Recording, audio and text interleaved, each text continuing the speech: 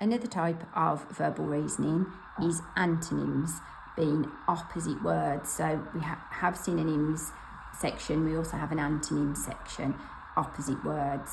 This is something that we cover in the Kahoot games, so there's synonyms and antonyms in there, and it's really important to think and remember whether you are looking for synonyms or antonyms, because it's easy to get mixed up with which one you're looking for. So here we've got tepid, expedient and error, warm, frigid and slip. So of these words, I think they'd be quite confident with what error means, and I know that they'll know it doesn't mean warm. They might not be sure about frigid, but they might be able to infer its meaning thinking about fridge.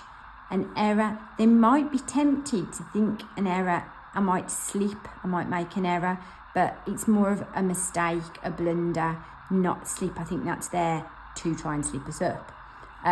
So moving on here, back to these, if they do know tepid and it meaning warm, there is warm there, and they do this on purpose to confuse us. So they actually put a synonym there, and it would be quite easy to go, oh yeah, they mean the same thing, forgetting that we're actually doing antonyms in this section, because we might have been doing synonyms in the last section, and that might be what's on our mind, and they do that on purpose. But actually, if we know that tepid is warm, then the opposite of that is frigid, meaning cold. Okay, moving on. Again, we do get some tricky vocabulary. Seldom is a word that we've had in our words of the week that we've talked about. Remedy, residence. So I think they might know remedy, they might know residence. Hopefully they've got an idea about seldom as well. So cure, contagion and secure. So remedy and cure are again synonyms, and the temptation would be automatically to go for them because they just jump out at you, and we have to be really careful not to. So if they know that seldom means rare, then hopefully we can see that none of these words here mean rare. And maybe that can be one that we cross it out. So we know that this trick here is with cure, and that makes me wonder, actually, is it this word they want me to work with because they're trying to trick me with it, as they did here? So I'd leave it for a moment. I'll go to residence. I know what that means, and I don't think it means any of these. I'd like my residence to be secure, but they're not opposites of each other, so I'm going to cross that out. I'm left with remedy. Well, I know that cure is the same thing, so it can't be that. I don't think that secure is the opposite of remedy, and then it actually leaves me with my answer. So another way that you might get to your answer. Okay, moving along here, we've got argumentative, waved, malady, diverse, petulant and healthy. So a mixture of words that we may know and a mixture of words that we might not be so sure on. So maybe starting here with waved, hopefully we'll know that none of these words mean waved, and that's one that we can get rid of.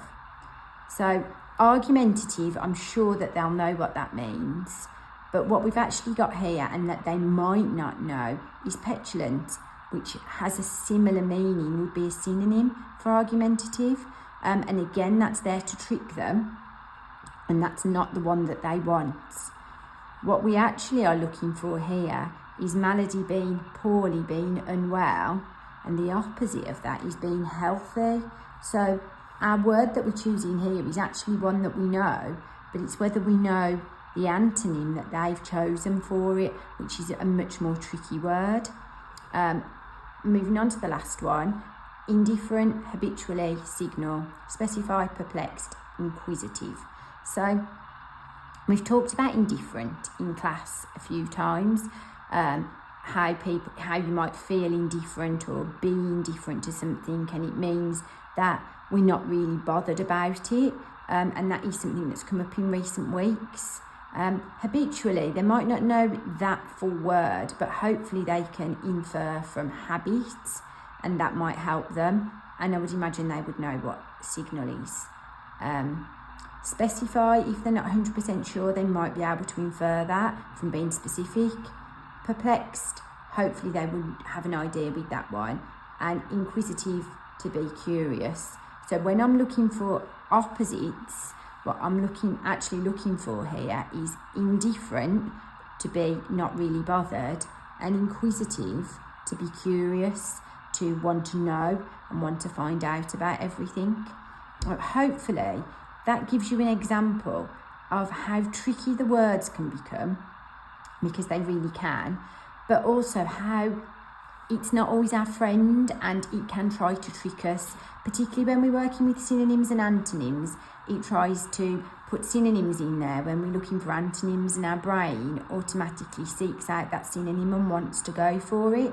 When we do mock tests with the children, we find that typically this is an area, synonyms and antonyms, where they score lowest on, and it always surprises us because the Kahoots are designed to help with this, as is our weekly work and our vocabulary work, and it always highlights the fact to us that we really do need to be reading at a higher level and reading beyond books that we would normally choose ourselves, so that we can be exposed to this sophisticated vocabulary.